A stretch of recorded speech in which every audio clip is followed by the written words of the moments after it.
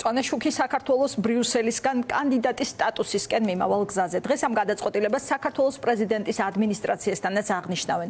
2 საათში ათონელის რეზიდენციასთან იწყება ღონისძიება, რომელზეც საომე ზურაბიშვილი ხელმოწერების კამპანიასაც იწყებს. დღესვე იგეგმებოდა დიდი კონცერტიც, რომელიც გაუქმდა რუსი ოკუპანტების მიერ თამაზ გინტურის ყრილობის გამო.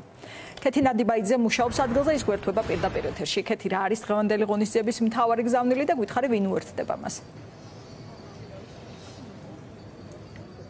პრეზიდენტის რეზიდენციასთან მიმდინარეობს უკვე სცენის მონტაჟი, სადაც 8 საათზე, საიდანაც 8 საათზე საქართველოს პრეზიდენტი მიმართავს ქართულ საზოგადოებას, ის სავარაუდოდ დღევანდელ დღეს მიულოცავს საქართველოს მოქალაქეებს, ილაპარაკებს ქვეყნის ევროინტეგრაციის პროცესთან დაკავშირებით, სავარაუდოდ იმ განცხადებებთან დაკავშირებით, რომელიც გაკეთდა დღეს ბრიუსელში და იმ შეფასების შესახებ, რომელიც ევროკომისიამ მისცა საქართველოში მიმდინარე პროცესებს, რეფორმებს, ევროინტეგრაციის პროცესს მთლიანად.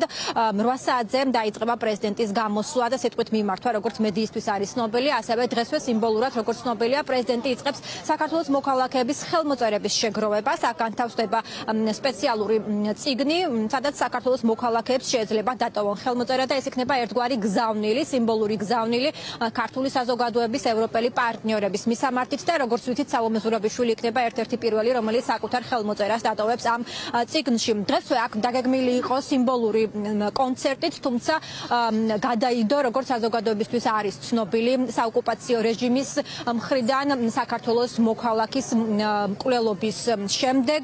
ეს გადაწყვეტილება მიიღო და გამოაცხადა თავად საქართველოს პრეზიდენტმა. დღეს მოწვეულები არიან აქ სამოქალაქო სექტორის წარმომადგენლები, როგორც ვიცით, არასამთავრობო ორგანიზაციების წარმომადგენლები დაესწრებიან ასევე ამ სიმბოლურ ღონისძიებას, ასევე ხელოვანები. საბოლოო ჯამში დაახლოებით 1 საათიანი პროგრამა როგორ გამოიყურება, ეს ზუსტად მედიისთვის ცნობილი არ არის, თუმცა დეტალებს გაიგებს ფორმულას მაყურებელი და ასევე 8 საათზე მოისმენს საქართველოს პრეზიდენტის მიმართვასაც.